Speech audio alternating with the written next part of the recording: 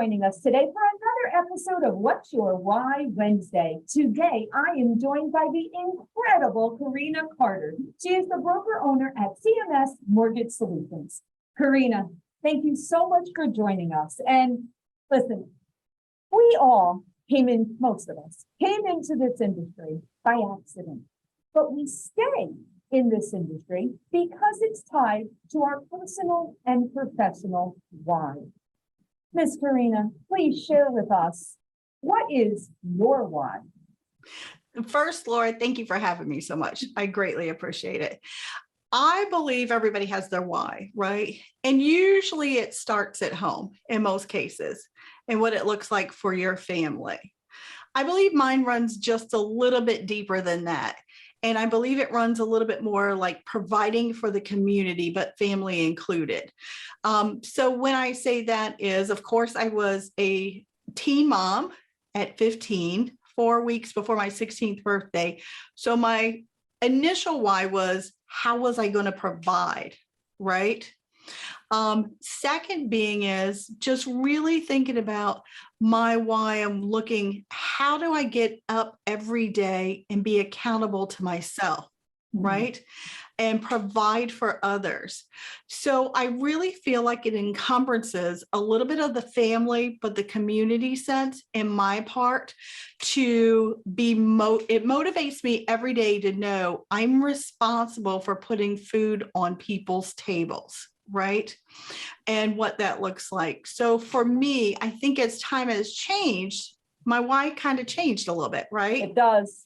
Yeah, you're determined to get past whatever the next step was, and your why can change a little bit, but it's always a little bit more centralized and starts with family. And that family grows and you have the community around you that grow. And some people may never know what that feels like because if they're not self-employed or they're not responsible for other people, they don't really get that sense of weight that we may feel. But for me, it is what I think drives me, which is odd. So the drive to get up and put food on other people's table besides just my family, I support 4 generations, but now 58 employees, what does that look like to think about? How do we really then function on a daily basis, knowing that's a lot of pressure for most people, right? It's interesting, Corrina. I mean, both of us had children young, and I know that for me, I don't know anything else but taking care of other people. And it's funny, I know, you and I have had this conversation that years ago, we weren't so open to share our stories, but now, of course, we realize we have to share our stories and everyone should share their stories. But I really think it shapes you so much when you have no choice as a young person to be responsible for whether it's a baby, whether it's your parents, maybe it's your elderly parents, maybe who knows, there could be many different situations, but I think that is a blessing. I think that actually is something that in your life, you've said, listen, I own this. I am responsible. I'm accountable to do this. And you've taken it where, like you said, it started with family, but now it's other people's families. Yeah. Now it actually reaches out far beyond your own with these spokes that go out into the community and just grows in this ripple. And Corrina, I mean, the amount of families that you have helped that change generations having to be positively affected by the actions you've taken. I'd love to hear. Give me a story. I know you have many, but give me one story where you just were like, wow, the actions I did, the impact I had changed someone else's life. Please share that with us. So I'll give you that because it's a little bit of a work story in my case that is very dear to my heart, and I don't want to tear up. But that's okay. That's happened before. So this week's an emotional week for me, period. But I do reverse mortgages, and I had a young man come into our office. He was 42. His wife was 62. And this was 15 years ago. and he was like, I want my wife to stop working. Now, think about this for a minute. He was Wow. 42, she was 62, and they had already been married for 20 years. Wow. Okay. Wow. He was a teacher. So we were like, okay, I was like, well, have you ever thought about a reverse? And he was like, I don't know anything about it. Talked about it. He came in for a 15-year term because he wanted his wife to stop working, right? She's 20 years older than him, and they've already been together 20 years. I'll make the story as short as possible without crying. So in long run, they talked with other people. They decided it wasn't for them. They came in, talked to me again. We talked about it. I said, let's just wait a week and do it. And then we can come back and come to some agreements of what this looks like. He's on the school teacher salary. How much is your salary going to change in the next 10 years? So I convinced them to do that. And 7 months later, she came down with brain cancer. Oh. Make a long story short, at that time, within 6 months, I was working with his mom on her reverse mortgage. Huh. Which his mom and his wife were only like about 8 years apart. So Wow. worked with his mom. His mom sent me to her neighbor that I did a reverse for. During this young lady's treatment for 2.5 years, traveling up and down the East Coast for cancer doctors and treatment and experimental stuff, all 3 families and everybody pitched in and nobody had a mortgage. Wow. So even at her funeral, they said some of this would not have been possible had we not been in a financial situation where someone did advise us in the right way, that we didn't know what was going to happen. And it ended up being a trickle down effect, that they cooked dinners, they kept each other company, they went to doctor's appointments. None of them, including the neighbor, all of them were so close and tight. None of them had to worry for 3 years about a mortgage payment. Wow. So to me, that's one of the stories that I hold tight to me, because it really impacted me in regards to where they were with their life and how precious things are, just to really connect and keep in touch with people and really see, what else could you do? I just gave them some simple advice and did a long year plan with them for a 10-year plan. Where was that really going to change on a 3% increase each year for him and what it looked like?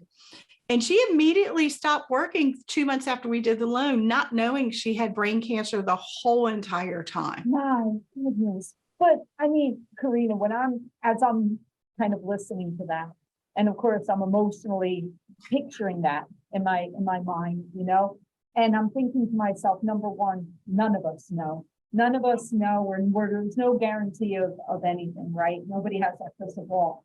But what I hear in all of that is the care and the compassion that you had, not selling, not, trying to close a loan, none of that.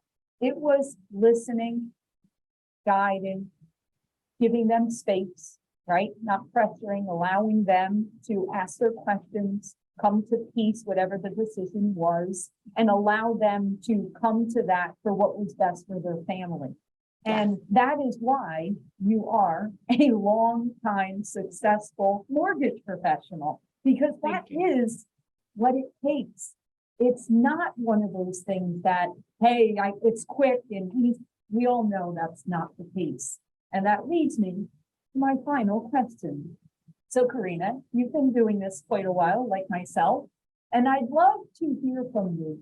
If you were going to give a piece of advice or two to someone that was newer to our industry, what would that advice be?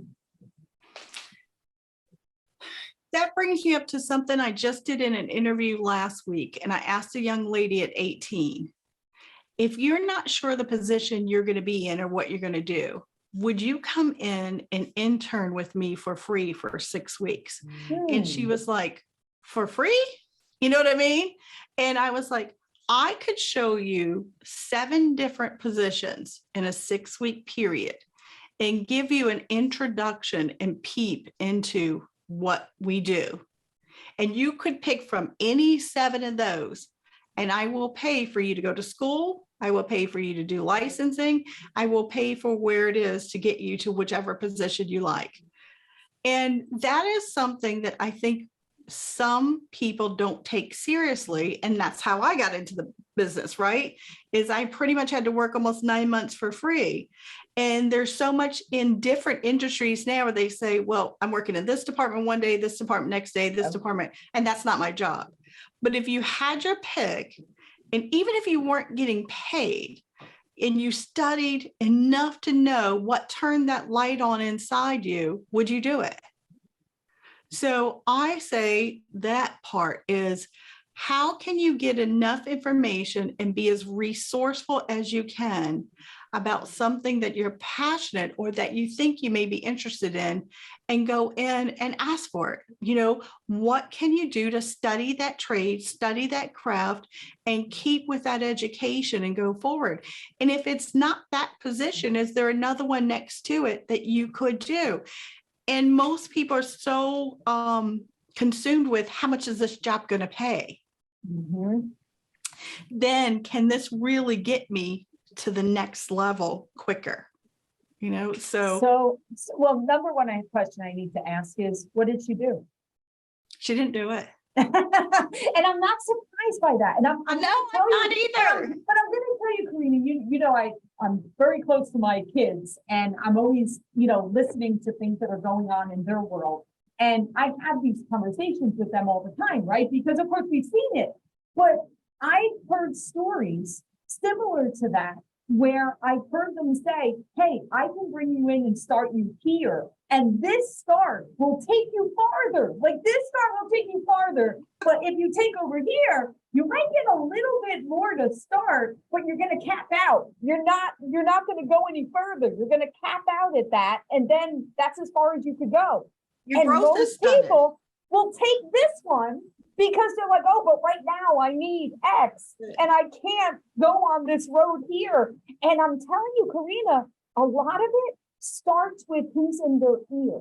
Yes, yes. Whether it's their parents, whether it's their friends, whether it's social media, whatever it is, it seems like it takes a very special person that has some kind of influence, that maybe they are an entrepreneur, or maybe there's someone that has gone through that can say, oh no, you want this road, because this road, you're limitless. You can just keep going, and you can write your own ticket, and you have unlimited potential and income. Yeah. But most people will take this one, and where they cap out. So I love that you're doing that, because it's actually funny. We're doing something similar at our company right now. And it brings me back to, like, you remember back in the 80s, they used to have like the manager training programs. Do you remember that? Yes, I did that. Yes. So we're actually doing something like that. And I'm like, oh my God, I remember that from the 80s. But that was great. Yes. Yeah, those are great programs. We did But- it retail management. Yeah. Yes. Yes, we Yeah. did. Yeah, for That's- 10 years. And that's why I said, it's like, instead of someone saying, why would you do that? Why wouldn't you do that? Why wouldn't you? Why would you not? Right? Yeah. And people just don't think like what is the outcome, and do they do enough research behind the scenes to look and see how are these people becoming successful at what they do, and where did they start? Right? So Yeah. I mean, I think that's huge. You have to really study your craft and figure out what you can also put in from day one that you feel like you can get more out of. And I agree with you. I think the other path stunts your growth. It does. You're capped. You're capped. I mean, that's it. And it may look like at first, you know, like we always say, right? When you're 18, this looks great. But what about when you're 40? You know, what about when you've got a couple of kids and you've got a mortgage? You're still doing right the same there, thing, right? Yeah. But we could have exposed them to 7 different things that they could have, excuse me, elevated and pivoted a different way. And it could have changed their life one year. Well, I mean, I love that you're thinking that way. That is what we need to bring to our communities and to our Yes. generations that are behind us. And you will get probably a small percentage that say yes to it. Unfortunately, it's going to be a small percentage, but that's okay. because that percentage will be the people on that track. And we're always going to need the people that get capped out. That's always going to be necessary too. But the fact that you're doing it, the fact you've got that plan and the opportunity, that's why you're a leader in this industry, and we appreciate it. Thank you. All right, Corrina, thank you so much for sharing your why. Keep being awesome. And You thank too, you so Laura. much. Thank you. Thank you for having me.